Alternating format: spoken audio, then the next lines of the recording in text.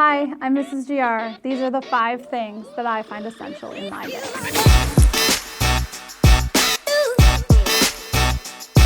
My first item is hydration. So I start the day with coffee, usually in a salty mug, because it makes me happy. On my desk, more often than not, you'll find 3 things: caffeinated, carbonated, and hydrated. So that is super important to me. It doesn't matter if I'm at school or if I'm at home.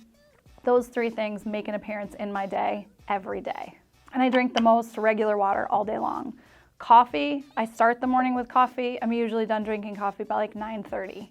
Carbonation, because I think it's probably bad for the enamel on my teeth, I only drink 1 of these a day. Sometimes 2, depends on how sassy I'm feeling.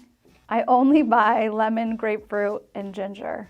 And they're on a shelf in the fridge, and just to keep it fun, I take a different one every day. So my water bottle right now is broken. So at this stage in its life, it has to live upright, because if it goes sideways, everything is wet. And I covered it with stickers, all of the stickers from my adventure and stickers that make me happy.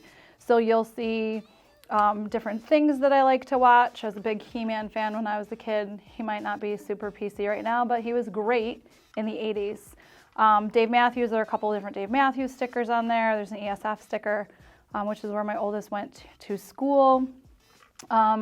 Things that kind of allude to yoga a little bit. Karma. There are a couple of different stickers on there that are from Letterkenny, because I do love me some Letterkenny. Some brewery stickers, just some fun things. This sticker right here actually is from Mrs. Wilson.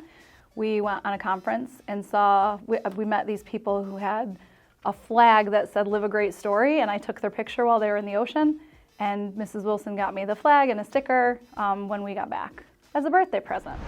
My sister got me this mug. So this mug is banned books, right? I love banned books. I love the idea that I'm reading something that somebody else finds challenging, because to me it means that there's more for me to look at, right? There's something a little bit deeper in it. Also, as a lit teacher, like books, come on now, books. And an English major, I think English majors are hopelessly romantic about the ideas that they think, and everything is, varying shades of gray, never black and white. But this also has some of my favorite books on it. Later Chatterley's Lovers on here. I read that in college. It was a great read. Howl is on here. Also read some Ginsberg in college, like you're supposed to. Ginsberg, Kerouac, all those guys. Catcher in the Rye is a classic, even though Holden Caulfield's kind of a punk. Haven't read Lolita. Don't want to read Lolita. Don't care.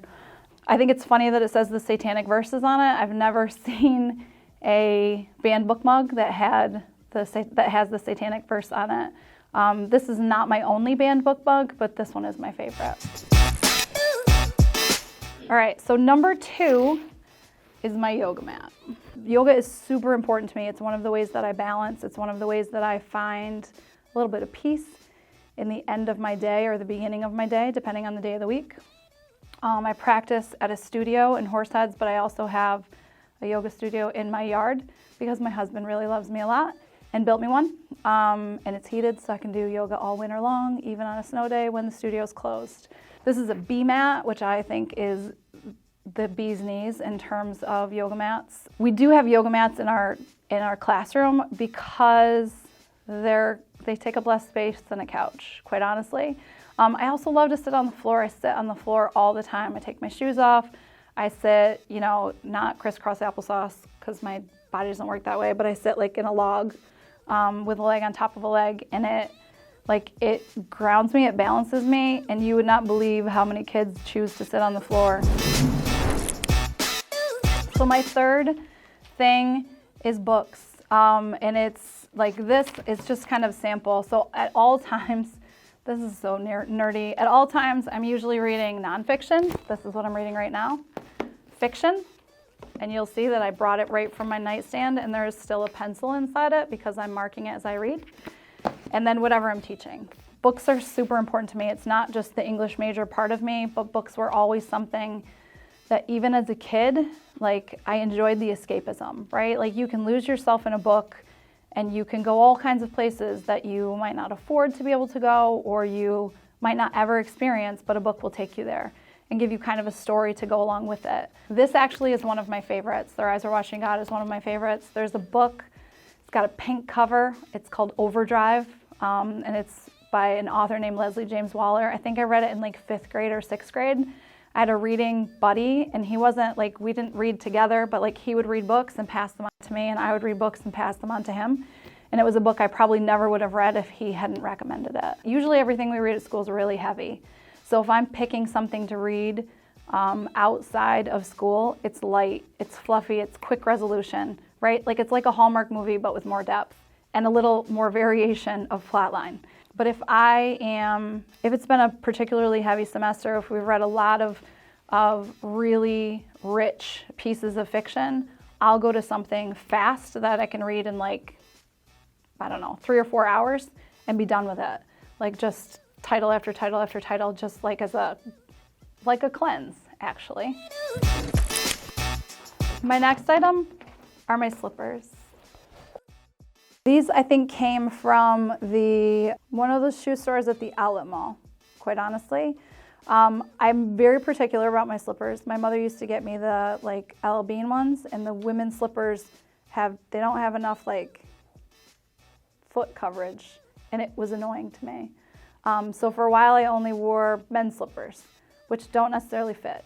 So like I do have a pair of slippers under my desk that are too big because they are men's slippers, because I wanted that optimal foot coverage. These are probably a year old. That's one of the first things that I do when I go home is take off shoes, walk around in bare feet for a while, and then by the time your feet get cold, slippers are ready to go. I'm barefoot all the time. In the winter, sometimes it's a little too cold, so I just wear slippers, and my hands are in them because they're filthy on the bottom because I refuse to wear socks with my slippers. I think that's crazy. So I just want the softness on my feet. I mean, no shade to anybody who does, but it's not my jam. All right, so my 5th thing is my planner. And I just started a new planner on December 1st. So this one doesn't have a whole lot in it, just a couple of days.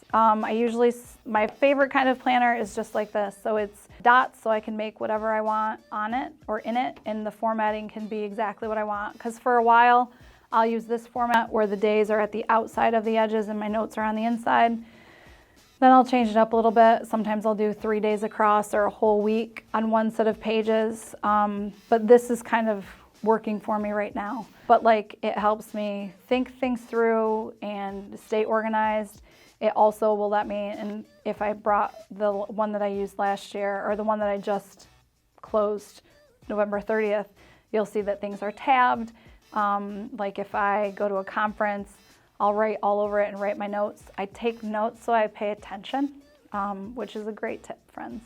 So yeah, my 5th thing is my planner with a giant bag of pens. This was harder than I realized. Like coming up with 5 things that were important to me that were also tangible, I think was a really interesting exercise. And it really kind of made me think. I'm like what's important to what's essential to my everyday.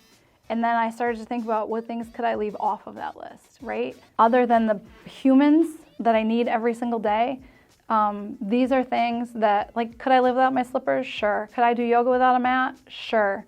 I can't give up books. I can't give up, like, hydration. It's hydrate or dihydrate, buddy. But I think, like, these are the things that kind of offered me, or I thought about as being, like, a well-rounded approach to what I am and what I do every day. My life advice? Try new things. Whether it's food, whether it's a planning method, whether it's something that you thought you hated, try it on for size. You never know you don't hate it until you try it. Don't assume that you hate it just because you've never done it. That's crazy. Like, we have so many opportunities to do new things and try new things. Why not?